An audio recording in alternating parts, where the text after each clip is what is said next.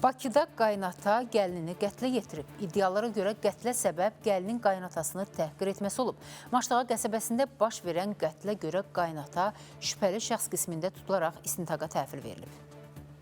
Hələ bir söz deyiblər ki, krediti qəbul eləmir. Paytaxtda dəhşətli qətl hadisəsi. 66 yaşlı Ağanəbi Əliyev 33 yaşlı gəlinini bıçaqlayaraq öldürüb. Hadisə Sabunçu rayonu Maçdağa qəsəbəsi Nərman Nərmanov küçəsi 71 ev 62-də baş verib. Ağır cinayət hadisəsi ailənin yaşadığı bu fərdi həyət evində baş verib və əldə etdiyimiz məlumata görə qaynatanın gəlini bıçaqlayaraq öldürməsinə səbəb hadisədən öncə gəlinin qaynataya qarşı ağır təkraramiz ifadələr işlətməsi olub və bundan əsəbləşən Ağalı Əliyev bıçaqla gəlinə bir neçə zərbə vurub və nəticədə o aldığı bıçaq xəsarətlərindən elə evdə dünyasını dəyişib.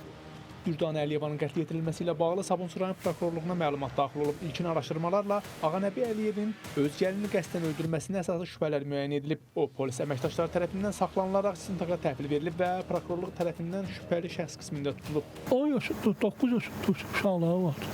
Uşaqdır, biri 9 yaşında, biri 7 yaşında. Uşağı var idi. Yəni əvvəllər problemləri olub o qaynatın?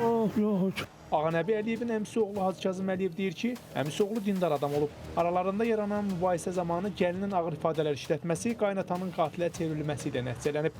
Kəbləyə adamdır, namaz qılan olmuş, bizim təmiz adam kimi tanıyırıq. Neysə söhbətlər ki, ilə gəlin olsun. Nəsə söyüş deyib, təhqir eləyib qaynatası. Hələ bir şey olub ki.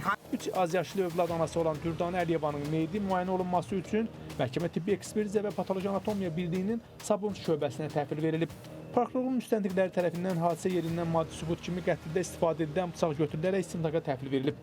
Faktla bağlı Sabunçu rayon prokurorluğunda cinayət işi açılıb, daha istintaqı davam etdirilir. Rəşad Vəkiloğlu, Rəşad Əkbəroğlu, Space xəbər.